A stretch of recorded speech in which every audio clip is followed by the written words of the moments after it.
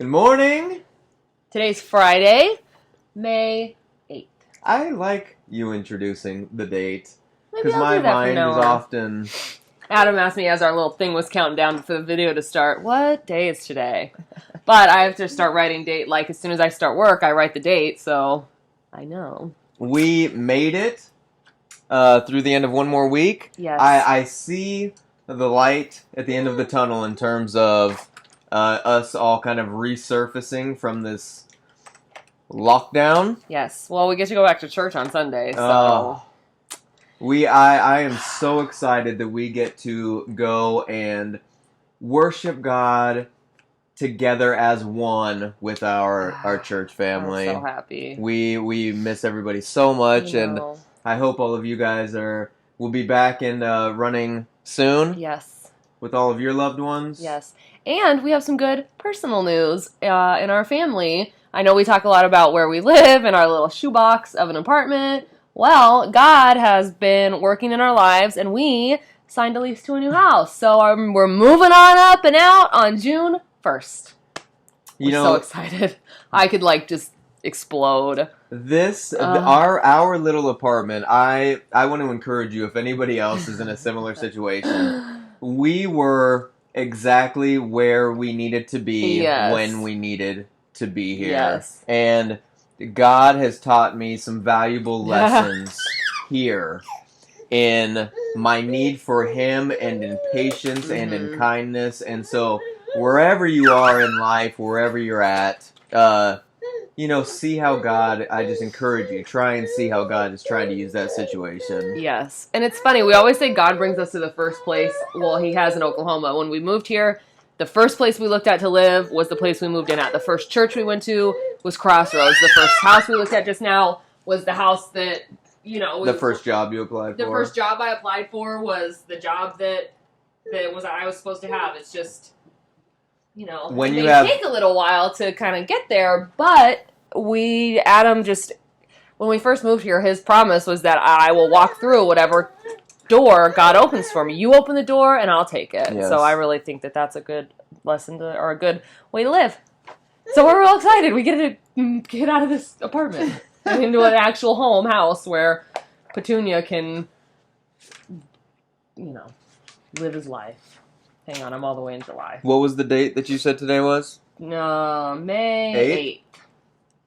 Oh, I have highlighted on this one from all over years past. May 8th reads, "Do not long for the absence of problems in your life. That is an unrealistic goal, since in this world you will have trouble. You have an eternity of problem-free living reserved for you in heaven. Rejoice in that inheritance, which no one can take away from you. But do not seek your heaven on earth. Begin each day anticipating problems, asking me to equip you for whatever difficulties you will encounter. The best equipping is my living presence, my hand that never lets go of yours. Discuss everything with me. Take a lighthearted view of trouble, seeing it as a challenge that you and I together can handle. Remember that I am on your side, and I have overcome the world." There are verses underneath for our context, and they read, "I have told you these things so that in me you may have peace. In this world you will have trouble, but take heart, I have overcome the world." John chapter 16, verse 33, "For I am the Lord, your God, who takes hold of your right hand and says to you, 'Do not fear, I will help you.'" Isaiah chapter 41, verse 13, "I can do everything through Him who gives me strength." Philippians chapter 4, verse 13. I love this because, it's fun to assume we're never going to have problems. Like, today's going to be a perfect day. But, when we say our prayers in the mornings, they often, almost every single day, I think, include, asking God to give us the tools and the strength to deal with the problems that do come, because it's inevitable. Life happens. It is. No day's going to be perfect. Even if the smallest little hiccup happens, and it's just really important to anticipate it and to ask God to give you the tools to give you the resources, to give you the patience. I pray for patience constantly. Yes. You know? It is, I feel very blessed that God has equipped me more and more and more and better to see the problems that I face from His perspective. And I often will have conversations with my students, you know, and sometimes things can seem like life or death, you know, they can seem very extreme. And I just have to remind the people that I am blessed enough to offer my counsel to that unfortunately we do live in an imperfect world. And we are going to encounter problems. And it is simply how we react and persevere through our problems that defines our character and our relationship with God.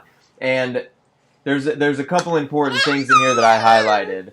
I think the first one is do not seek your heaven on earth, because that in itself can lead to a whole host of unnecessary problems.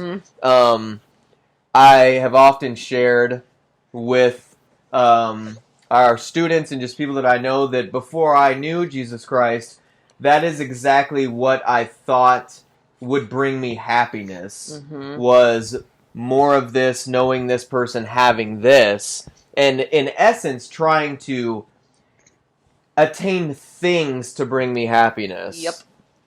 And that is the absolute wrong way of living, because even when you attain something, the joy is very shallow and fleeting. You still have that little hole that's like, it doesn't last. Not done. The things of this earth perish.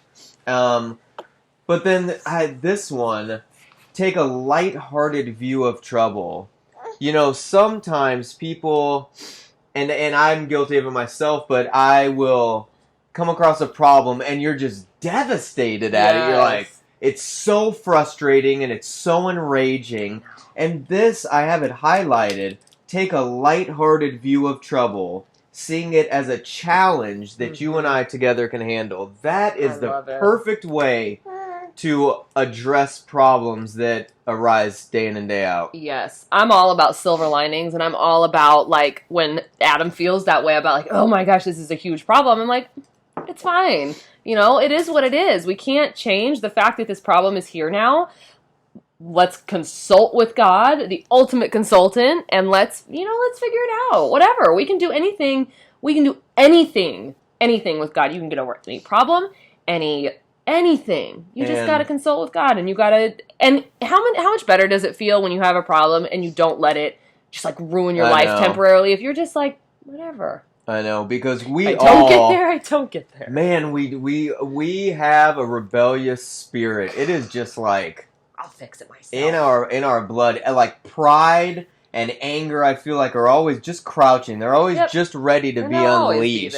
You know, and I'm constantly praying for God to just wash it away and overpower these feelings that I have, because to give in to them, you know, it doesn't help. It feeds into it and you get this temporary release, but then you get a whole nother added set of problems. I was just thinking that, like, you just have a whole nother thing to overcome aside from the initial problem. It's like, well, now I got to deal with the fact that I also got super angry and lashed out and I said things that I now have to apologize for. You know, I would much rather, and it's not the perfect, antidote. It's never going to go perfectly every single time, but I find that when, there's problems to overcome, it's a lot easier if it's just that problem. If it's not, once you fix that problem, like, well, now I have to go back and apologize to all the people I just screamed at trying to fix said problem, Yes. So I pray every day for God to just give me the wisdom to get through whatever problems life has,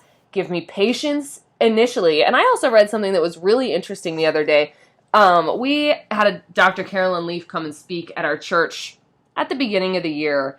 And so I follow her on Facebook. And this just popped into my head, so I apologize for the delay. But it was about reactions, and it was about the first 90 seconds. I think it's right here. There it is. Research shows when a person has a reaction to something, there's a 90-second chemical process that happens in the body. After that, any remaining emotional response is just the person choosing to stay in that emotional loop. The story we create from those emotions is what sticks. So for the first 90 seconds, and when I've been to therapy a lot in my life, they talked about this box breathing trick, where for the first 90 seconds, it's this emotional reaction. So if you can, in that moment, kind of start a mental timer in your head for 90 seconds, I would do like box breathing where you hold your breath for 5 seconds, let it out for 5 seconds, hold your breath, whatever you have to do for 90 seconds before you lash out and react. After that 90 seconds, you're kind of able to think a little bit better, you know, and what's going to stick with people is how you immediately react. So if I find a problem and I start screaming at Adam because of it, that's kind of what's going to stick, and that's going to be the main problem we have to deal with. So I thought that was really interesting as far as reactions go, that 90-second And I love thing. how she says, after that 90 seconds, you are choosing then to stay in the loop. So it is imperative that when we are faced with a problem, immediately our first reaction is to bring it to God. Because in that 90 seconds, that is the crucial time when it's going to dictate the course of your actions. So if you have God with you right there, you know, God can do anything. And if you're... See, we are so limited and flawed in our emotions.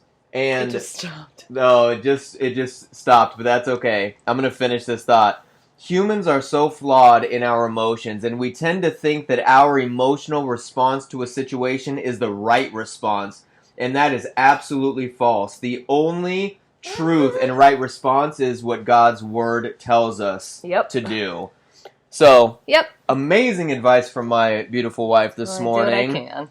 We love you. Seek God in all you do. And when you face a problem, let's make our first reaction in 90 seconds to seek Him. We love you. Amen. I'm thumping my chest in my frozen.